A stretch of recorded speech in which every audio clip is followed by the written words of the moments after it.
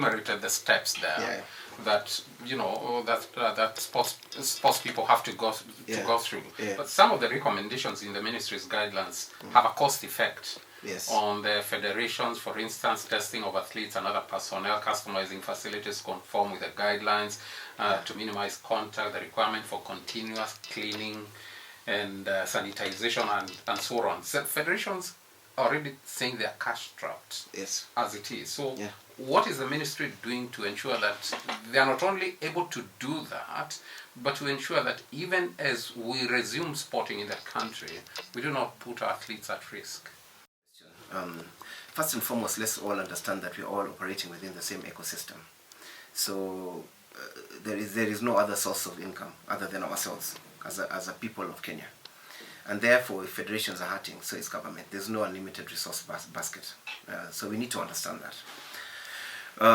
But having said that, at the beginning of the year, we did, through the directive from His Excellency, the President of the country, went to the Sports, Arts and Social Development Fund and got some money for COVID relief for our national teams, the most vulnerable players. And I think there are about 2,500 who are receiving a stipend. And then we got private sector coming in when they could, where they could. And we had food donations as well coming in. And we then used that to reach out to our athletes. And we've been doing that, but obviously the resource basket is limited and it's running out. Now the Sports, Arts and Social Development Fund, which is where I'm the fund administrator as well, heavily relies on the tax from the betting. Now betting only happens when you're having competition. So when you don't have competition, there's no betting. So that resource pool also starts degenerating. But nonetheless, I think what is important is that, and I'm coming back to your question, having lost it, is that there are people out there from the private sector who want to partner with government, as long as we can actually show good governance to help develop the sports, because it means a lot to them in terms of advertising and other things they get out of these sports. And we have been engaging with a lot of the private sector, and we are coming up with robust mechanism for us to actually put resources together, and as a government and private sector, for the benefit of the sportsmen and women in the country. Now, the easiest way to get to the sportsmen and women of the country are through the federations. And yes, you're right, they are cash strapped. But this is not going to be a situation forever. So the federations, at the point of implementation of these protocols, will be free to actually come on case-by-case basis and have a conversation with us in government and private sector on how we can best put those protocols in place to the interests of all our sportsmen and women in the country. So it's going to be a public-private partnership approach, rather than sitting back and imagining that it's Kenya government to do all this. They can't do all this. COVID is our problem for all of us, and it requires all of us to actually come together and understand this and find solutions to resolve it. There might be requirement of some new investments, and if that's the case, so be it. And obviously, with the resumption of some sports and the betting comes up and the revenue comes, that's probably where we're going to now have to relook at our budgets and channel it in that direction, because it is really essential that we arrest and address this COVID situation sooner than later. So obviously, any little money that we have would be going towards ensuring that these protocols are in place in whichever shape and form they show up. Right. But I want to go back to the guidelines, because it say as follows: to keep in line with COVID-19 WHO and Ministry of Health guidelines, spectators will not be allowed into the playing fields unless all protocols have been achieved to level 6 of the guidelines for every sports discipline. You talked about those steps. Strict adherence to the same will be enforced for the safety of all participants. However, you go on to say in the guidelines, adequate preparations will be made to avail alternative online live forums for fans to enjoy their sports. Now, as you know, Bwana PS, sports thrives on spectators, and we've just been talking about that. It's the vibrancy, of life, and So tell us how these preparations that you're talking about for alternative online and live forums for fans to enjoy their sports. Tell us about that. This is work in progress. The other day I was watching, at home I was watching wrestling. Initially, and this is obviously in the States, when it started, they had about the other wrestlers from the locker rooms coming to watch. But that's really a high-risk game. But I'm using it as an example. Contact sport. Contact sports. Then gradually, there must have been some experiences from that. Maybe some people got infected in that process. Then they started introducing, and you can see this even with the FA Cup competitions, pictures of spectators all over the place. Yes. But that doesn't work because it doesn't bring the vibrancy. It doesn't bring the exact thing that you're describing. That immediacy, that sense of immediacy. Recently, I was seeing people connected through Zoom, for example, into a particular match, and they were making comments and shouting and booing. So the noise started coming back. Now it's work in progress. So we're going to rely a lot on innovation. Pre-COVID, it was impossible to understand, to even imagine that you're going to have a serious meeting through a Zoom or conference calling. But that's become the order of the day. Nobody even wants face-to-face contact. And decisions are being made, and there's been traction on that. So the world is changing. So will be the way we're going to enjoy sports until such a point that we've got a vaccine for this disease, or like I said earlier, we've arrested the disease. So we'll employ the use of technology largely into this, where people can zoom in from different parts of the world at different times. It means you'll have to change, for example, be creative enough to change if it's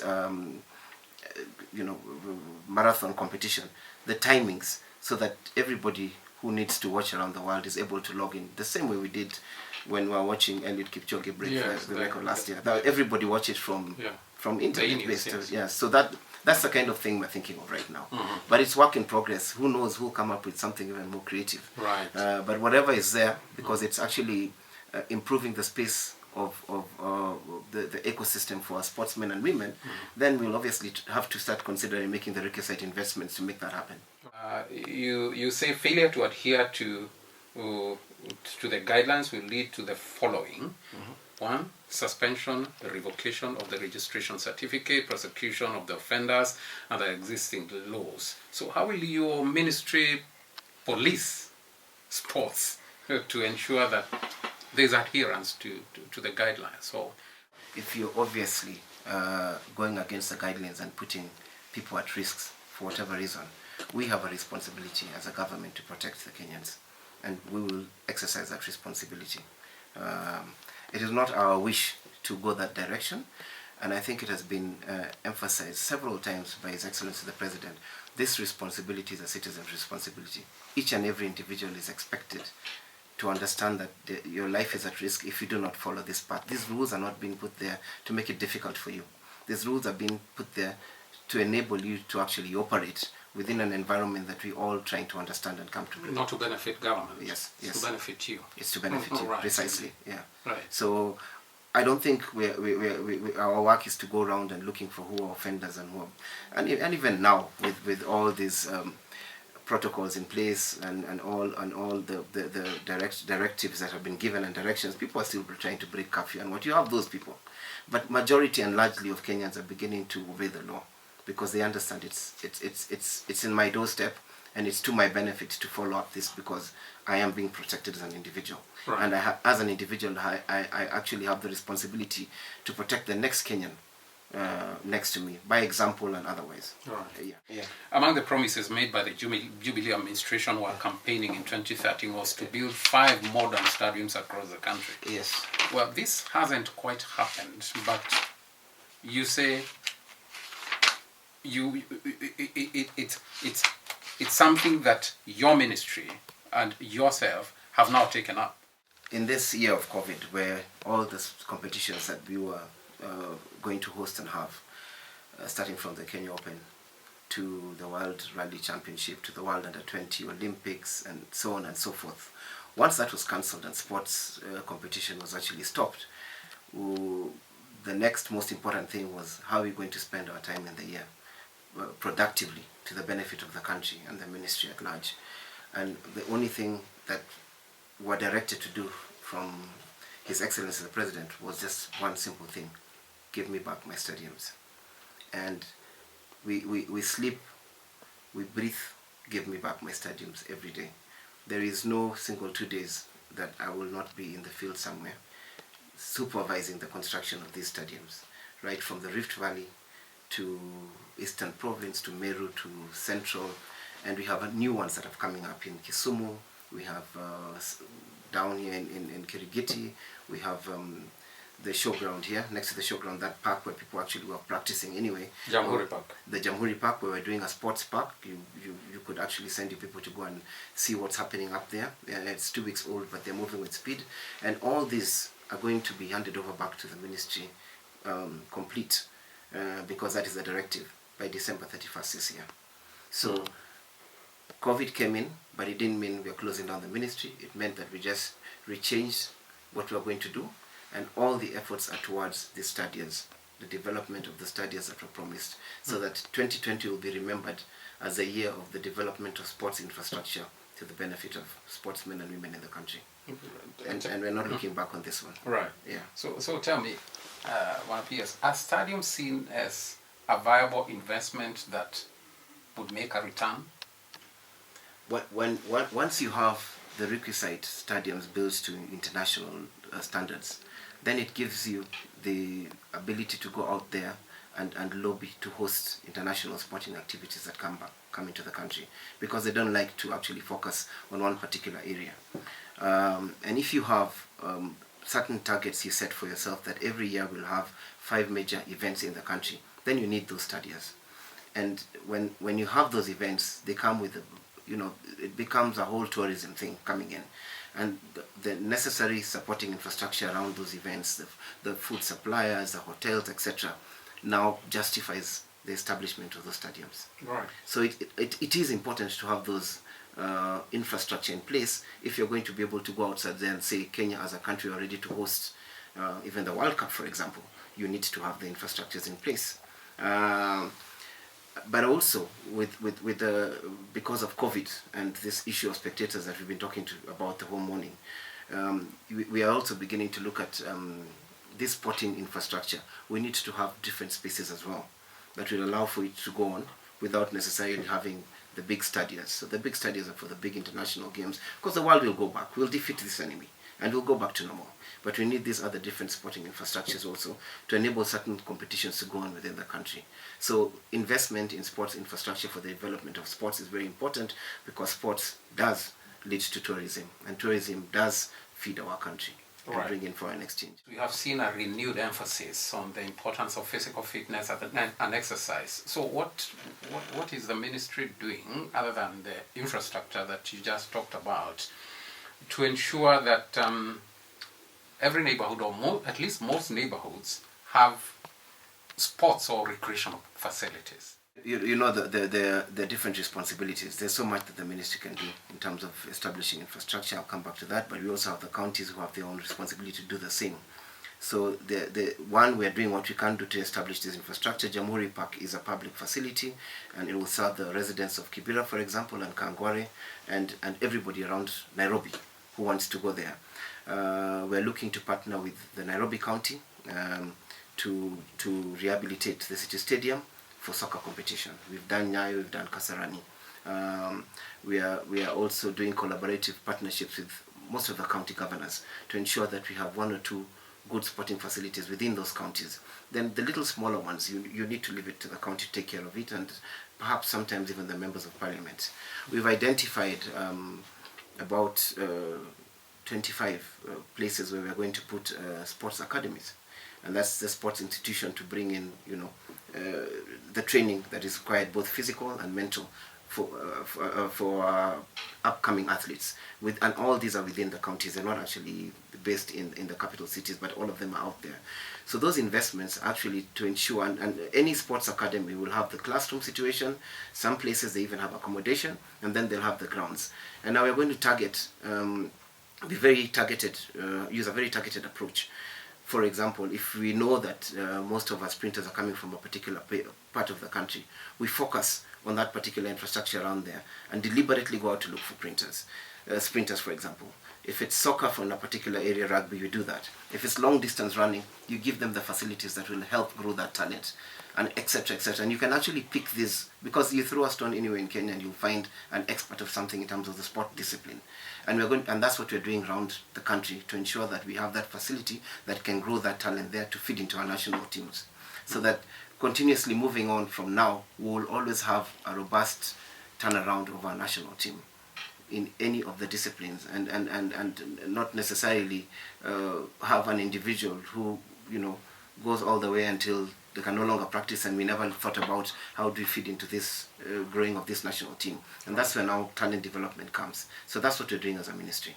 But we'll be in collaboration with the county governments, we'll be in collaboration with private sector, because it's all to their interests and our interests that we do this to the benefit of sports, where we all kind of get our daily bread from. It has also ruined the careers of many athletes. Yes. Do you think we are doing enough to combat this menace? There is no other way for us other than clean competition. It's even better to lose, but don't cheat. Yeah, because that in itself starts defining a society. And if you're looking for shortcuts in whichever discipline it is, that society is never sustainable. So we are not tolerating doping. To such an extent that we're trying to push for legislation that will be punished. It will be punitive by law, so that you just don't lose the ability to compete or the medals that you won, but you can actually do some jail time for doing this, because that we have to send a very strong message. And we're also using intelligence to identify the people who actually bring these guys into the country to feed our young athletes with these substances. They are coming from other parts of the world, and we are using intelligence to track them before they get in.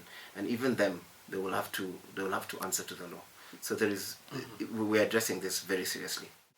Protecting our own athletes from oppressive rules. Yes. Like I'll think about the whereabout rule that sometimes really inconvenience athletes' personal lives. Yes, it's true. That is why this is a continuous work in progress. We're also alive to the fact that the minute you start becoming the big boys of the world in any discipline, a lot of people want to throw dirt at you and throw mud at you. So we're alive to that fact.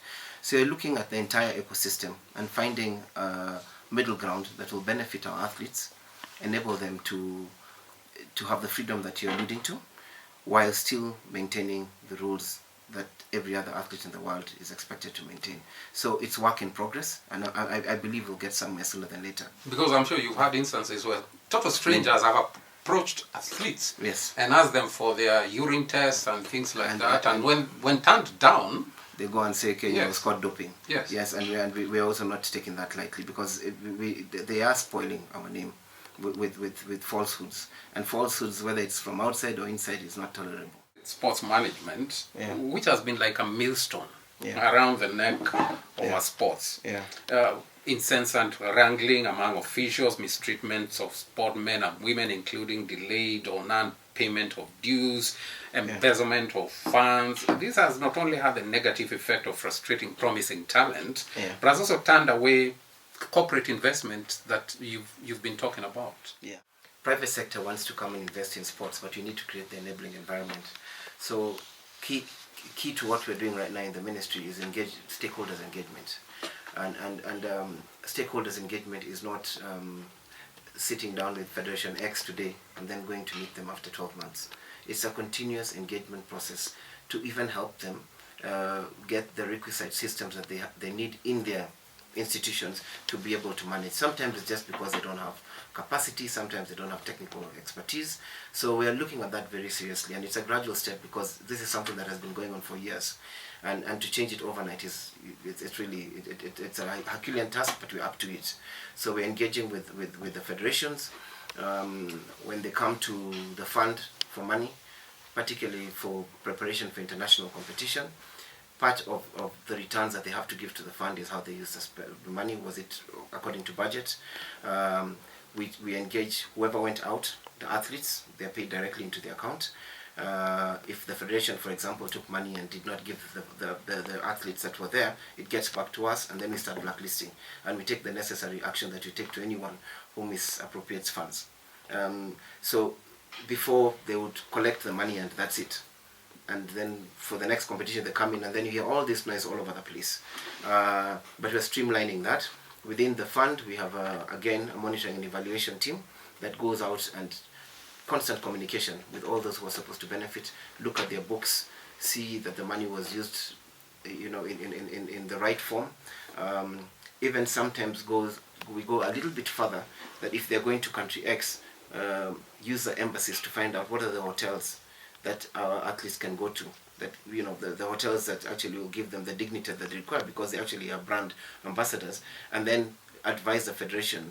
The ambassador has said, for example, you could go there, they'll book for you and everything, send the money there sometimes directly, and so on and so forth. So it's really coming down to helping them understand their fiduciary responsibility, and that receiving money means that you have to account back to us, which was not the case before. Right. So we're doing that, and we're doing that very thoroughly.